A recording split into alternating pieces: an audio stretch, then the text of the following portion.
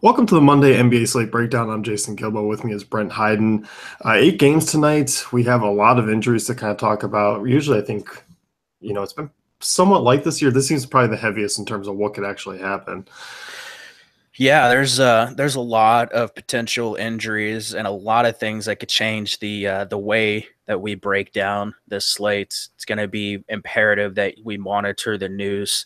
I gave a quick rundown of the majority of the important injuries in the intro to my GPP article, but man, things could change drastically from the time we record this to slate lock. So it's gonna be very important that we pay close attention. Yeah, we'll just kind of try and cover both ways, obviously, both sides of the injury. And let's start with this Cleveland Philly game here. I like this game a lot. Obviously, Ben Simmons was the one with the questionable tag heading in. You expect him to play tonight. A good spot for him, if he goes. Yeah, I would expect him to go ahead and suit up. It was just some elbow soreness last game. I think it was just more precautionary. They're going to try to be careful with Simmons and Embiid as much as possible this year, but Vegas is projecting this to be a high-scoring, close game, so I would definitely expect Simmons to go, and he's a guy that I think he's just an excellent play in all formats. He's basically a triple-double waiting to happen, especially against a terrible Cleveland defense. Yeah, I mean, Simmons is probably my favorite play from this one. I think when you look at like Robert Covington always stands out to me. But once again, I mean, reasonably priced, a decent spot for him. A guy who's probably going to hit his value at those mid 6K price tags. Definitely, I think Covington's probably behind Simmons, the second best play from the Philly side of things. I wrote him up in the GPP article for that reason. I think there's just several things that line up with him being an excellent play. Cleveland terrible in transition. They're terrible against spot up shooters. Covington, one of the best spot up shooters in the NBA this season. He ranks in the 86th percentile among all players on spot up possessions. So he's only 6,300 on DraftKings. I know he's fairly cheap on FanDuel as well. If you're wanting to get some cheaper exposure to this game, I think Covington's the guy, and we know the Cavaliers have a tendency to turn the ball over a lot, which helps Covington's floor a little bit, especially on FanDuel where you get the extra points for steals. Yep. I have some interest in JJ Redick in this one. Obviously you look at Cleveland's defense; they've been horrendous this year. They've been allowing the most 3 points to 3-point made to opposing shooting guards this year. You look at Redick, obviously, on a real tear, shooting over 60% from three over the last week or so. At his price tags, I mean, I don't mind plugging him in. Definitely wouldn't shy away from there. Obviously, you would expect maybe the minutes to start trending down just a little bit with Bayless back, and now that Simmons is back as well. But the assists have been there for him, which is a part of his game that's kind of been lacking the past few seasons. I think at GPPs, he's a very high upside option, and I think in cash games, he has a pretty solid floor, especially at his. I mean, he's still mid to low 5K, so I don't mind going there. I think there's a few other guys I would rather go with in cash, but I mean, if he's going to come out and continue to shoot like he has, he's got a pretty high ceiling. And like you said, with Bayless back, obviously with Simmons back, I mean, are you still interested in McConnell at all? Not really. Like if something happens where we see Simmons just get scratched or something like that, I think you look at McConnell, especially coming off that just massive game. Ownership will flock there, but his price didn't really climb that much. If Simmons sits, I'm in on McConnell. If Simmons plays, I'm out on McConnell. The only other guy, like obviously Embiid, excellent GPP play. Price is really, really high, though. I don't know that I want to go there tonight. Saric is still a little too cheap for the minutes and the upside that he has, so you can definitely consider Saric in cash games. Yeah, certainly. And on the Cleveland side here, obviously we start with LeBron. Once again, the price tags are climbing. I mean, he's up 12K on FanDuel, 11.4 on DraftKings. But I mean, once again, you can't deny the usage, the minutes. Like he just grades out as basically one of the perfect DFS plays. Yeah, I mean, this is insane. LeBron James has logged at least 40 minutes 8 times in their 19 games this season. That's just ridiculous for someone as like with his talent level. If you're going to get 38, 40 minutes of LeBron James going against Philly, like I know their defense is a little bit better this season, but like the usage is there. Like if you're building lineups, especially on FanDuel, you just kind of plug LeBron in and then you can maybe get Simmons and one other like higher priced guy. If you're looking on DraftKings, it's a little bit tougher to get LeBron plus, some of these other options, but you really can't go wrong with LeBron. Like you're just going to be locking in a fairly safe floor here. I absolutely love him tonight. I don't really see a reason to fade him or fade him in cash or GPPs. Yeah, yeah, it's really hard to do that. And obviously, the other guy we jumped to is Kevin Love.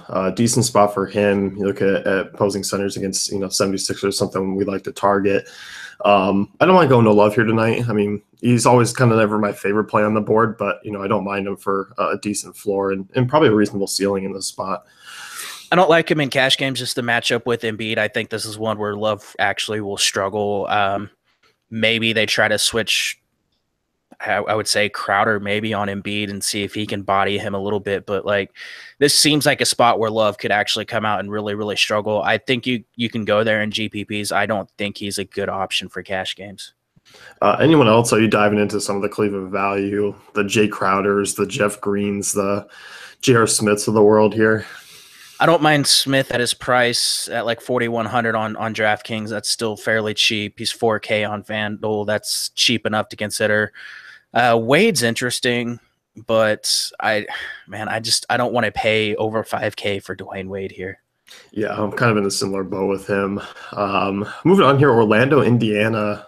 This is a game I definitely don't mind targeting, really on both sides. We'll start with this Orlando side here. I'm looking at Vucevic as kind of one of my favorite options on this slate in terms of the center position. I feel like he's fairly cheap. I mean, 7,300 over on FanDuel, or sorry, on DraftKings. He's 81, so a nice little discount from guys like Drummond and Embiid tonight. There are two centers on the slate that I think are just way underpriced on DraftKings. Vucevic is one of them. We'll get to the second one later on, but I absolutely love him in the spot. We saw him just tear up the Pacers last time out. He played 28 minutes, had 49 fantasy points. Just a matchup that he can absolutely dominate in.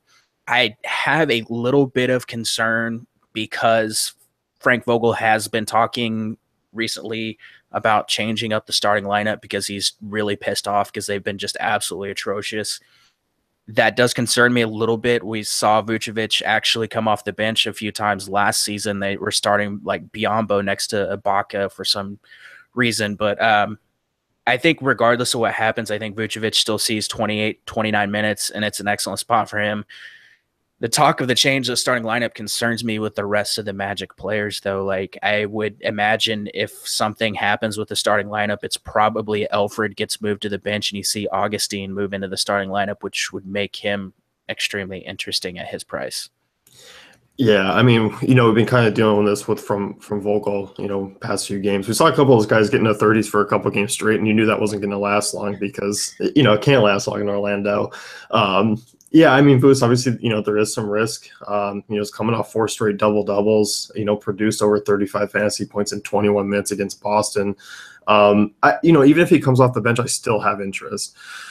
Yeah, he's a fine play regardless of what happens with the starting lineup. If he comes off the bench, I think it's probably an even better spot for him. But it is interesting to note the Pacers, they've lost 8 straight games.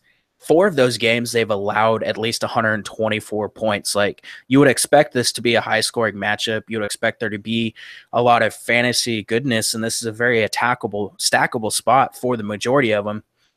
If Alfred starts, I have some interest in him. I don't know if I want to go there if he's coming off the bench just because that price is starting to climb just a little bit, but it's a great spot for him. We saw him against Indiana last time out. He only shot 1 for 7. Had 7 assists, he had 3 steals, a couple blocks. I mean, you could definitely go there as well. The rest of the team, though, I don't know how the minutes are going to shake out. And until we see a starting lineup or more indication from Vogel, like what he wants to do, it's really tough to trust any of these guys in cash. Yeah, I think GPP territory is where I kind of look. I don't mind Aaron Gordon. He's a guy, he is averaging 32 minutes over his last 5 games. Once again, you kind of look, he played pretty well against Indiana. He didn't shoot terribly well, only 38%, but I mean, still put up over 30 fantasy points. Like, I'll continue to attack power forwards against Indiana. They're, bottom 5 in defensive efficiency, the bottom 5 fantasy points allowed. Gordon already has a decent track record, so I don't mind him either. Yeah, I think I'd rank it like Vucevic and Gordon are cash viable, and those two are my top 2 targets in cash and GPP, and then Alfred in GPPs only. And then, like I said earlier, if Augustine gets a start and you see him play 22, maybe 24 minutes, I would have a little bit of interest in him at like 3,700 on DraftKings, and he's still ridiculously cheap on FanDuel as well. Yeah, and I'm kind of curious if Jonathan Simmons can get into the mix a little bit more, if that's a change that's coming.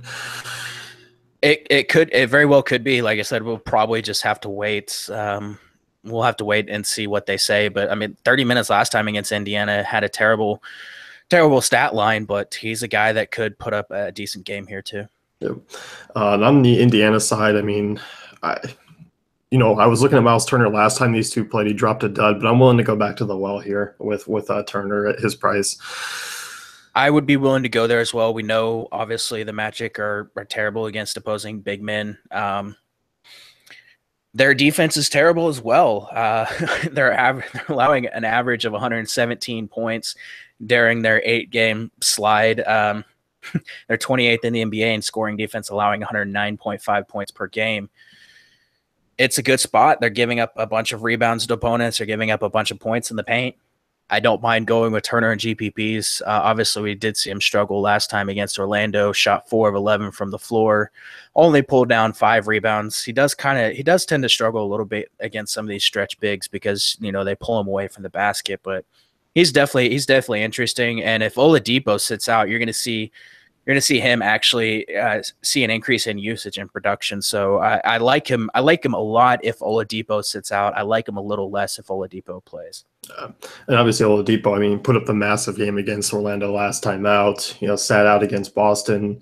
I'm kind of debating whether Oladipo plays tonight. Like, that kind of influences the slate for me because I like Collison a little bit more. I like Stevenson a little bit more. As you said, Turner, I like a little bit more if Oladipo goes out. Like, I could get Indiana as more of a core play than I think if Oladipo sits tonight.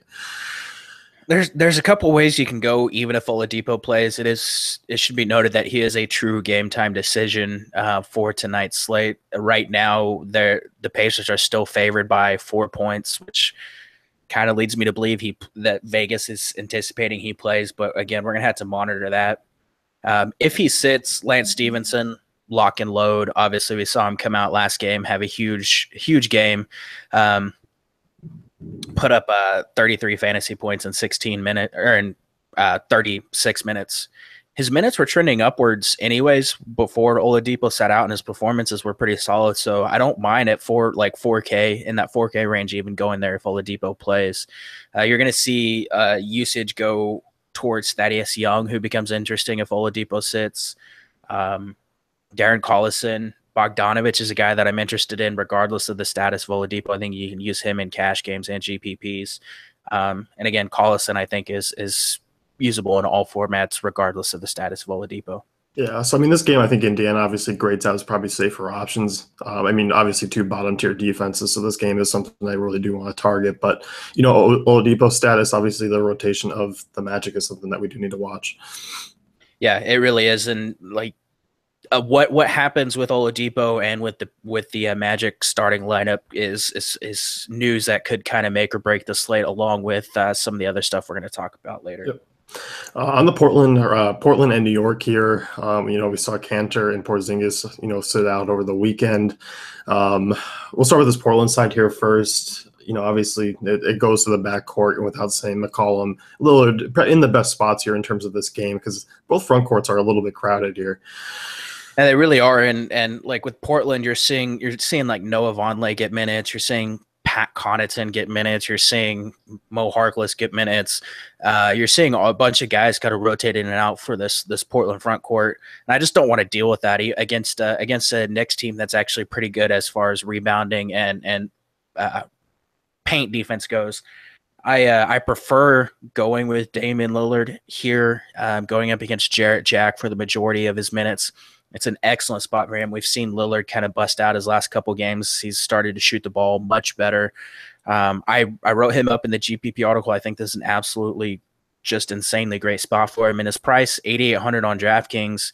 It's a little higher on FanDuel, but I don't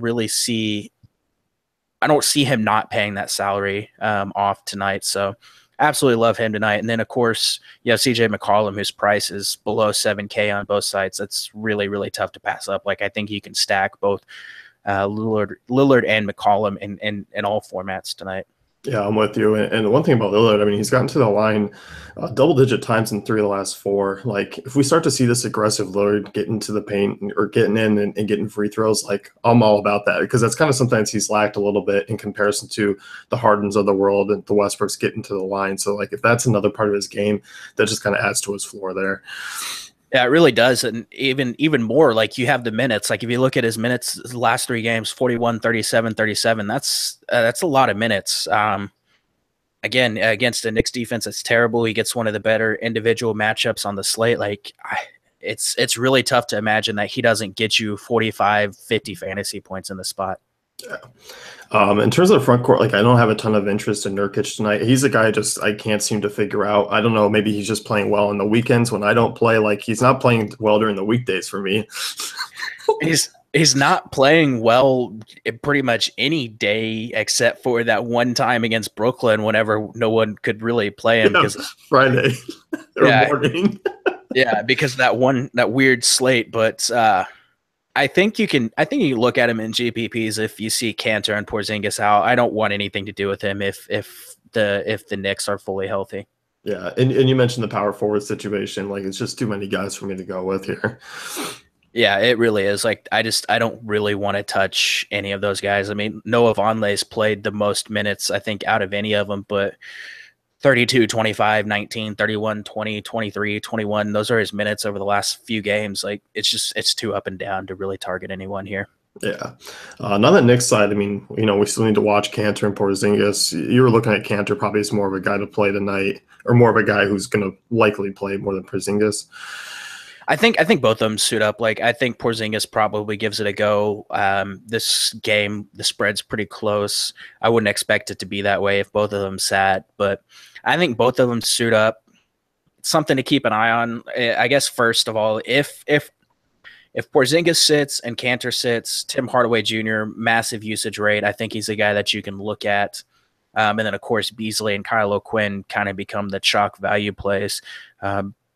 Can't really go wrong with anyone there. I think you could make a case for fading Kyle O'Quinn and GPPs if both those guys are out, as it's also a spot where you could see O'Quinn just come out and flop after a huge game and everyone kind of targeting him. If everyone suits up, I don't really have any interest in the Knicks here. Like I think Porzingis is interesting in GPPs, but I don't really want to go there. Portland's very good interior defense, a good rebounding team. Cantor sits, I think you can target Porzingis and Hardaway Jr. And that would be pretty much how it goes for me. Yeah, I'm kind of in the same boat here. Like I like Porzingis on DraftKings where he's 8,300. Like it's not a bad price tag for him. 91 on FanDuel's a little bit steep for me there when I have guys like Gordon, Green, Aldridge for about 1,000 cheaper. Yeah, I mean, I don't mind some of the Knicks, like you said, Hardaway. Courtney Lee still too cheap. I feel on DraftKings he's only 4,700. It's not a great matchup, but at 4,700 he should hit value. I mean, he's been shooting the ball really well. He's just been kind of quietly getting it done this year. Yeah, he's fine in cash games. Obviously, probably not a huge ceiling at that price for GPPs. I guess it should be mentioned on DraftKings. I think you can look at Jarrett Jack as kind of a cheap cash game option. He's 3,900 on DraftKings. He's up to 48 on FanDuel. Obviously, you can't pay that for Jarrett Jack, but I mean, he's over 30 minutes in 3 straight games. It's a decent matchup against Portland, whose individual defenders are ranked terribly as far as defensive real plus minus goes. But that'd be pretty much it. Yep. Detroit Boston here, 198 total. I don't have a ton of interest in this game. I think it's kind of going to be a slow, grinded out, kind of an ugly style game, I think, from what we're used to seeing from Boston and Detroit. Yeah, well, I'll make this one pretty simple. Jaylen Brown is going to be back. He missed last game because of a funeral. Marcus Morris is scheduled to be back, so the Celtics are full strength. I think you can look at Kyrie Irving in cash and GPPs, obviously. Solid floor and a pretty high ceiling. And from the Detroit side, like I don't want any part of the Avery Bradley revenge game. Like I know that's going to be a narrative today, but just a terrible matchup for him. I don't mind Drummond and cash. I don't think he has a huge ceiling against Boston, but it's a decent matchup for him. as far as being able to pull down double-digit rebounds and probably get you 18, 20 real points. So he's fine in cash. I think he has a solid floor, but that's pretty much that side, both sides of that game for me. Yeah, I mean, two good defensive teams. Like, I'm with you. Basically, Irving's the guy that I'm looking at from Boston. I don't mind Drummond. Tobias Harris, I have a little bit of interest in over on DraftKings. He's only 6,100. He'd probably be the only other one for Detroit. Yeah, I mean, I'll never say no to Tobias Harris. I'm a huge Tobias fan. A couple areas that Boston does kind of struggle. They do struggle against the roll man, and they do struggle on post ups this season. And it's two areas where Tobias is excellent, but it's not somewhere where I'm just like, oh my god, I have to lock in Tobias Harris because it's just a great spot, Right. that type of thing. That kind of sums up this game in general. Like, there's plays, but they're not locks. Yeah, for sure. So, let's move on here. Brooklyn and Houston, 229 total. Obviously, Houston's 16-point favorites. How are you treating this one? Obviously, with the blowout potential. I'm probably going to have exposure. There's news to talk about here too. Obviously, we have Alan Crabb that missed yesterday's game. Rondae Hollis-Jefferson missed the second half of yesterday's game, so both those guys are questionable. Chris Paul has been playing a decent amount of minutes recently. I would not be shocked to see Mike D'Antoni come out and rest somebody here. Just throwing that out there. There's been absolutely no indication, but it seems like a spot where that could actually happen. So that's news to keep an eye on. I don't see how Brooklyn stays in this game, but obviously we expected the Knicks to get blown out last game against Houston with Porzingis and Kanter out, and they kept that one fairly close for the majority of the game. So I think you kind of want to get some exposure here. It's one of the highest. It is the highest over/under game on the slate. So I want to attack it here. I just kind of have to wait and see how Brooklyn's news shakes out to really get a good feel on how I want to go about doing it. I mean, the good thing with Brooklyn here is if these guys are out, we kind of know that the minutes are going to be there either way. Like, I'm going to be plugging in some values here. If we get Crab out again, I don't mind a Joe Harris for really cheap. I mean, obviously played few minutes, 37 minutes last time out against Memphis, tough matchup, and put up 25. Like, I'm okay with him in this spot. I think I'm okay with him, and regardless of the status of Crab, like you'll see his minutes still kind of hang around the 25, 28 minutes and then it'll go up obviously if this is a blowout. So it's a decent spot for him. Obviously, a couple areas where Houston really struggles. They struggle to defend the corner three. That's a spot where Harris is attempting 23% of his shots this season. So he has an opportunity to put up a decent game here. He's excellent in transition, which is another area that Houston really struggles in. Karis LeVert is a little interesting. He's shooting the ball really well from three-point range recently. You'll see him get a few extra minutes. I can't go there with Dinwiddie. His price is just way too high, and there's way too many point guard options that are in better spots here. Trevor Booker is a little interesting. We saw him get the start for the second half of last game. He's a guy, obviously has double-double potential just about every time he takes the court, so I wouldn't mind going there.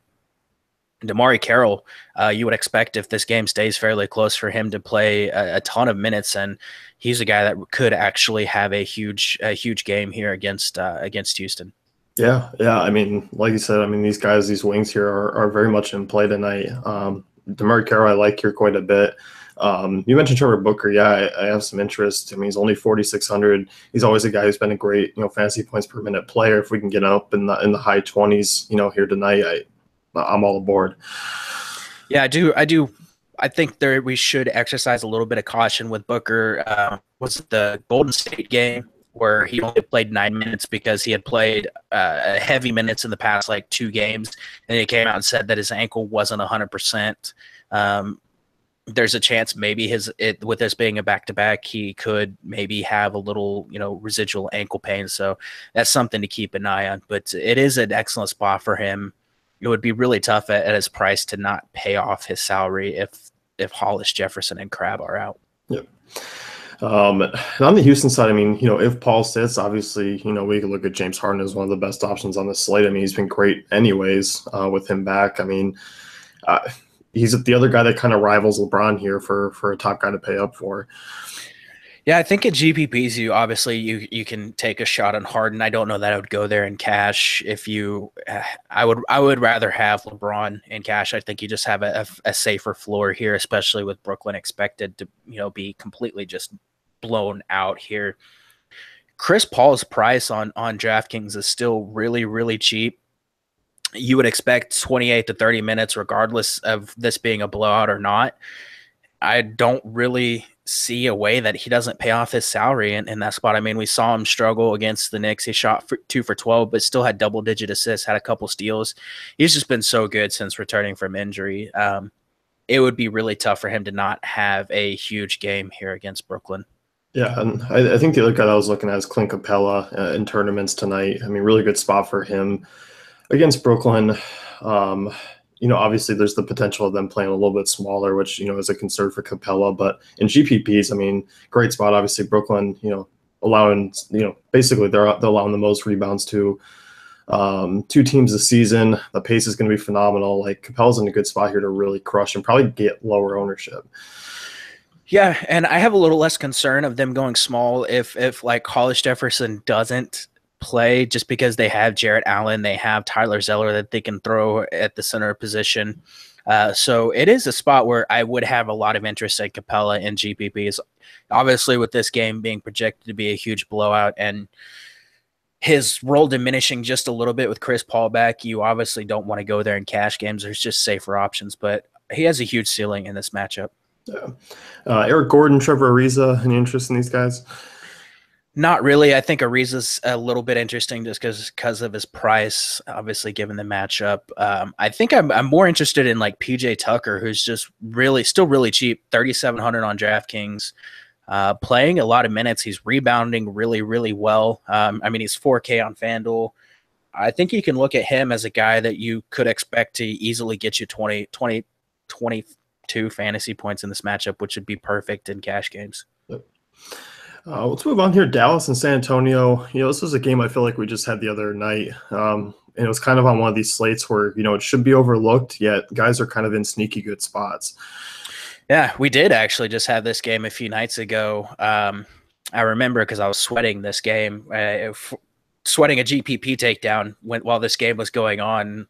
I got screwed over by JJ Barea going ham, but it's a low projected total, and it's going to be a slow paced game, but I think there's a decent amount of fantasy goodness on both sides. Should be noted that Tony Parker is going to be back for this game, so it probably cuts into the minutes of DeJounte Murray and not Patty Mills, but that's something to note here. Yeah. Let's start with this Dallas side. I mean, we saw Dennis Smith go off last time these two played. He played 36 minutes. Minutes have kind of been sporadic. I mean, he hasn't played over 30 since that game. Shots been off, obviously. He hasn't been producing a ton. So he's going to be one of those guys I think it's a little bit risky tonight. If he starts out poor again, we kind of see Dallas go to some other options. That's the problem for me. Yeah, they may not have other options to go to, though, because Wes Matthews is questionable with a calf injury, I believe. And given the amount of minutes that he's been playing and his propensity to get hurt, I think this is a spot where he sits, and that's gonna leave them shorthanded in that backcourt. Like, you've seen Smith's minutes start to trend upwards again.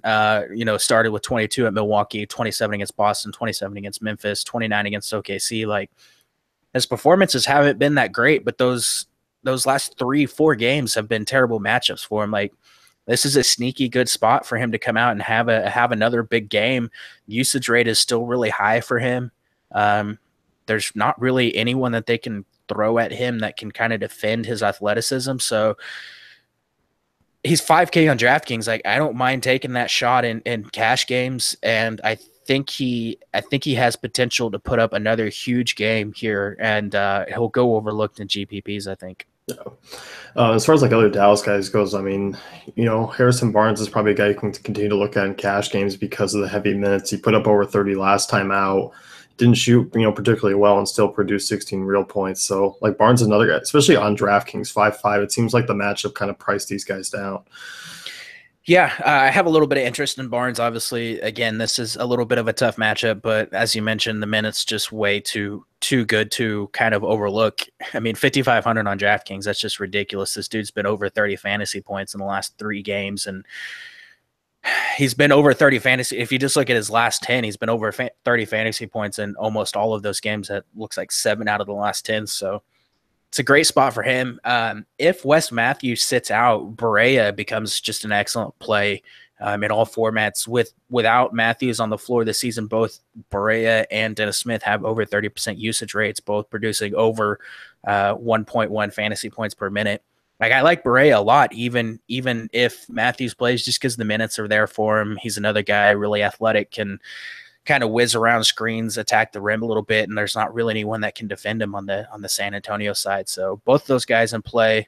Harrison Barnes in play. Even Dirk in GPPs, like he's over 30 fantasy points in the last 3. He's talked about how much better he feels, like his legs feel after getting through that, like 8 or 11 games in 18 days to start the season. It's a spot where I think he could actually put up a decent game here, and no one's going to look at him tonight. Like, no one's going to go there. I was waiting for the Dirk talk, because like you said, yeah, over 30 fantasy points. 3 tough matchups back to back to back, in those games. 4,300 on DraftKings. Like, he's not going to have to do a ton to pay off that price tag. He's only 5K on FanDuel. Yeah, I mean, over 30 fantasy points last time these two play. Like, I'm okay with Dirk at these prices. And I think we saw this last year, where he had a really slow start and just kind of had to get his feet under him. Well, yeah, when you're like 45 years old and you're out there playing basketball with a bunch of kids running down the floor and you're playing 11 games in 18 days, it's really tough to get in a groove. So he's back. I think he's back to being consistent, Dirk, and I that's really tough to ignore that price. What is he on FanDuel? He's 5K on FanDuel. That's a little pricey, but I mean, on DraftKings, 4,300, like, it would be tough for Dirk to not pay off that salary. Yeah. And on the Spurs side, I mean, I have interest in the front court again. Obviously, last time out, we saw Gasol drop a dud. That was, I was on him. It was such a good spot, but kind of like Miles Turner, like, I have no problem going back to the well here. I mean, he's been over 30 fantasy points in 3 of the last 4 games. Like, the minutes are probably going to be right around 25, 30 minutes. I'm cool with it. I mean, he did drop that dud. I mean, but he still had 10 rebounds, 4 assists. He just shot 1 for 5 from the floor and 0 of 2 from 3. Didn't get to the line at all. You would expect those numbers to go up. I mean, he's 6K. His price started to climb back up a little bit, but he's coming off back-to-back 30-plus fantasy point outings. He has over 30 fantasy points in 3 of the last 4. It is a great spot for him. We know Dallas struggles to defend in the post. They struggle to rebound, giving up a lot of points in the paint. Like, I do like Pau Gasol a lot tonight, and I think this is a spot where you see a great bounce back game from LaMarcus Aldridge as well. Yeah, I do too. Both those guys really attractive on DraftKings. 7,700 for Aldridge. That price has dropped a little bit. Gasol 6K, especially where you can roster 2 centers or even use them as a power forward. Like, that's a good front court to target. I'm willing to go back there. And then I have no issue with Kyle Anderson as well. I mean, only 5,100. He's been playing well. Been right around 30 fantasy points over the last 4 games. Yeah, I don't mind going there. I think he's safe in cash games. Probably not a huge ceiling for GPPs, though. And then, of course, Patty Mills, I think, is in an excellent spot, and I don't think he gets hurt by the return of Tony Parker. No. So, yeah, really good game to target here. Getting into the West Coast games, Sacramento, Golden State. Obviously, this is the one we're going to need to keep an eye on. Curry, Draymond, Durant, all this is questionable right now. Yeah, those guys are listed as questionable. Andre Iguodala is listed as doubtful. That is some pretty important news.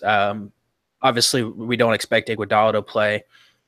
If I had to guess, I think Curry suits up, I think Draymond suits up, and I think Durant sits, based off of just how Curry has been talking recently. He came out and mentioned that he regretted playing Durant in that OKC game because he was not healthy and his ankle's in pretty bad shape. But it's news that we're going to have to keep an eye on. Luckily, the Warriors have actually been pretty good about giving us that news early on.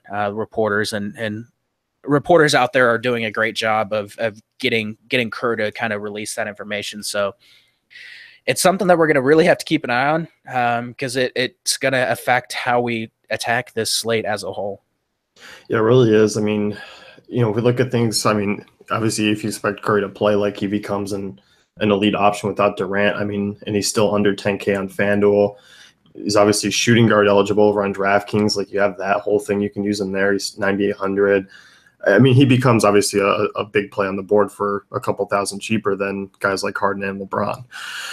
Yeah, for sure. I mean, if you're just looking at it, Durant sat 3 of the last 4 games for Golden State. Curry, 69 fantasy points, 52 fantasy points, and 44 fantasy points in those 3 games. Obviously, against New Orleans, he shot like 0 of 10 in that first half, but came out and was still able to put up 44 fantasy points in 36 minutes. 36% usage rate without Durant on the floor.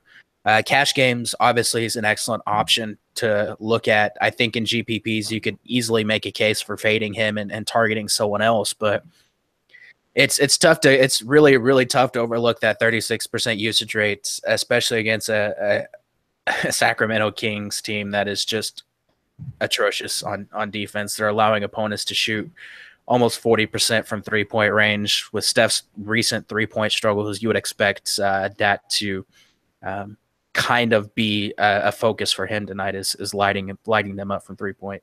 Yeah, and if Draymond does play, I have some interest in him at his prices as well. I mean, below 8K on both sides. Great matchup here against the Kings. It's just kind of, once again, we get Durant out. Like I'm more focused on guys like Klay Thompson, Green, Curry. But if, obviously Green sits, we look at kind of last game and see Bell, who picked up a majority of the minutes and even got some run in that blowout time.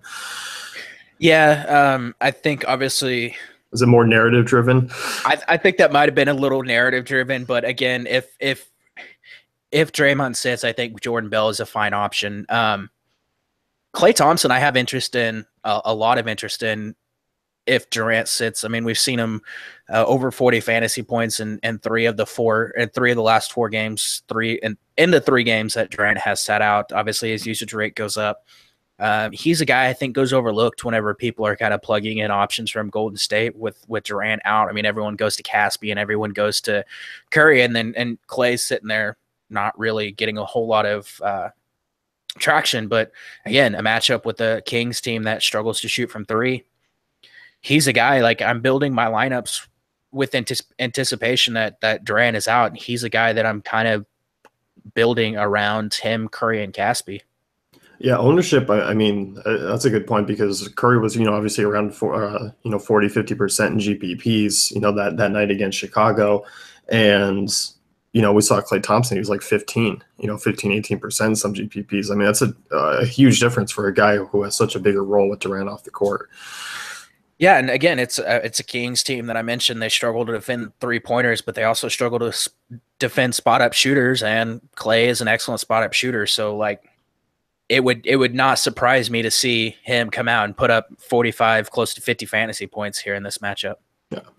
And then always the Kings, fun rotation to talk about. We're starting to see a couple of these guys get a little bit more healthier in the backcourt. It's been a little bit of an issue. Once again, I think you can take shots in GPPs with some of these guys. I don't know if I'm quite going to the Kings way in cash games. It's really tough. I think I did want to mention, obviously, Caspi for Golden State.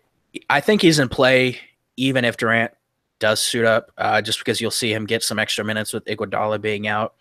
I think Zaza is just an excellent option. Like, I think Zaza is probably going to be my center on FanDuel just because he's so cheap.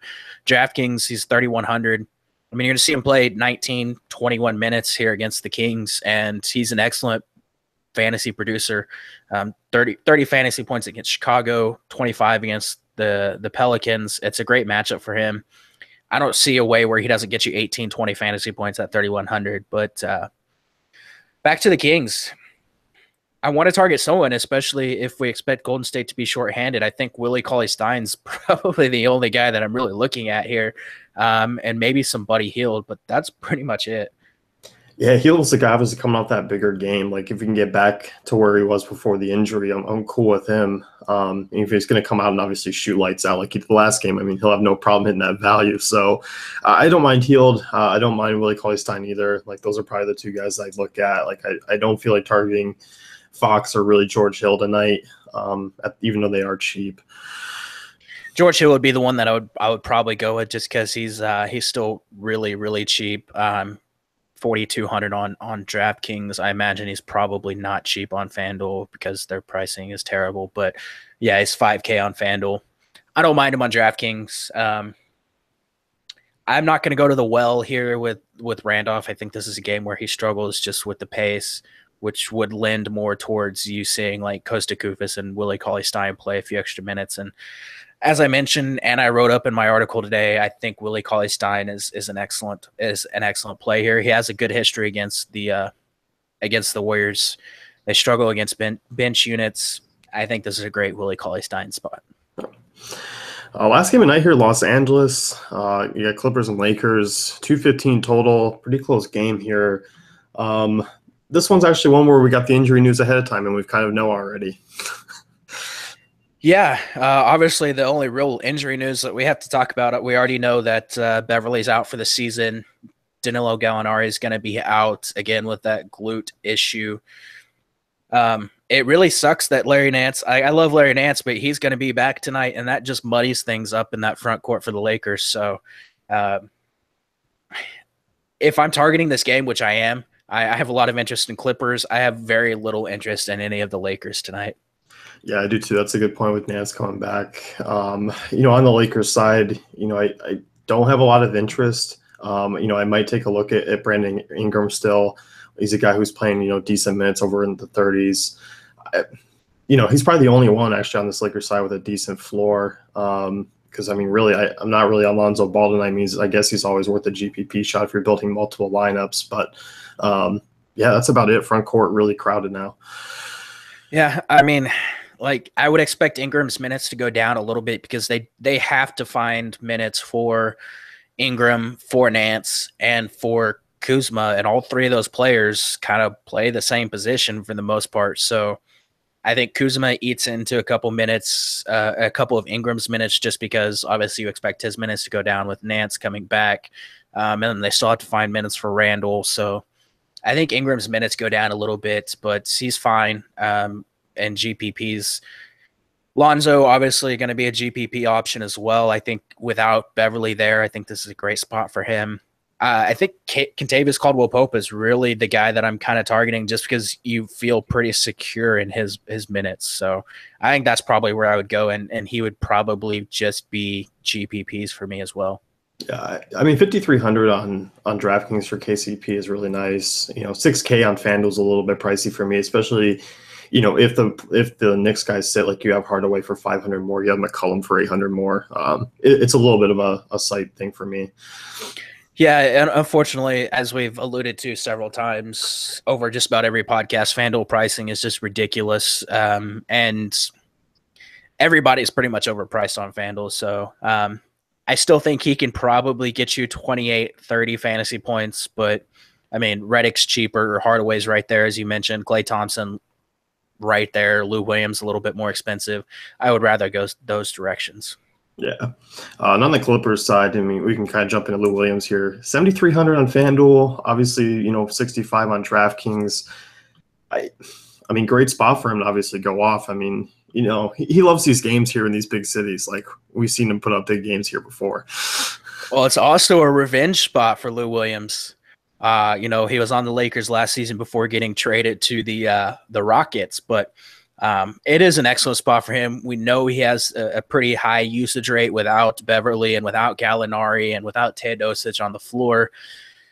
Lakers terrible on defense. They struggle to defend pick and roll ball handlers. They struggle to defend spot up shooters. A couple areas where Lou Williams is absolutely just lights out. So I have a hard time fading Lou Williams in the spot, even at his price on DraftKings or on FanDuel. Like, I still have a hard time fading Lou Williams.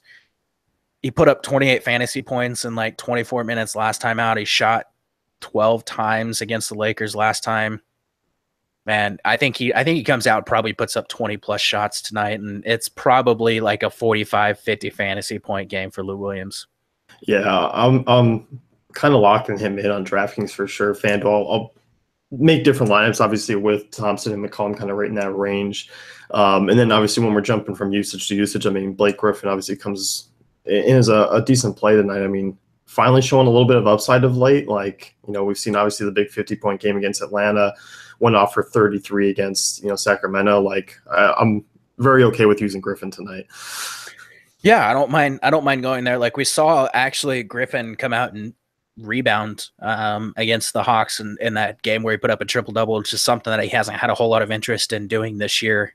He's been a guy that if you watch, he like on the defensive side of things, like he just kind of lets DeAndre pull down those rebounds and he gets out and tries to run ahead in transition. So I don't mind going with Blake. I think the guy that I can't fade DeAndre tonight. Like, I wrote him up in the GPP article. This is just such an excellent spot for DeAndre Jordan. And on DraftKings, he's 6,700. Like, we saw him in 31 minutes put up 14 points and 24 rebounds against the Lakers last time. There's just nobody that's going to contend with him on the glass. He's going to eat tonight. Like, he's going to absolutely feast. And he's going to score at least 40 fantasy points here. And I'll take that at 6,700 on DraftKings. Yeah, I mean, they're allowing the 5th most offensive rebounds. Like, Jordan, at that DraftKings price is really intriguing. Yeah, I mean, it's hard to get away from that front court. Like, what are you doing with Wesley Johnson here tonight? Obviously wasn't great against Sacramento, still played a ton of minutes. Decent spot here. Also used to play for the Lakers. I mean, I don't mind it. Like, I mean, he's cheap enough. He's at 4,400 on DraftKings. Like, I think if news falls the way that we're kind of hoping, he's probably not going to be someone that I target just because you're going to get like Caspi for cheaper and you're going to get, Stevenson and like maybe Michael Beasley, but he's fine. If none of this value shakes out, like if everybody ends up suiting up for like Golden State and the Knicks and the Pacers, like he's a guy that I would probably look at here at that price. Anyone else from that one? I mean, as much as I hate to say it, like you could look at Austin Rivers at his price on DraftKings. Minutes are there for him. Obviously a decent matchup. Last time against the Lakers, he shot 1-for-11. Like, he had the most Austin Rivers stat line of the year. Like, that is Austin Rivers in a nutshell. Like, he's either going to come out and actually put up a decent game or he's going to shoot 1-for-11. I mean, it's 4,900 on DraftKings. Like, I don't absolutely hate it. Like, it's not a terrible spot for him, but it's Austin Rivers. So just know that you're probably going to be let down. Yeah. On the slate with a lot shaken out for injuries, let's do best points per dollar play. Best points per dollar play. I am going to go with. I'm going to go with Omer Caspi. All right, I'll stick in that small forward range and go Stevenson. 4,100 DK. Oladipo could be out. It's a big Stevenson night. I like it. So that's it for us. You can head over to dayfantasycafe.com. Check out our cheat sheets. Also, Brent's GPP article will be up on the site shortly. And we'll see you guys tomorrow. Good luck.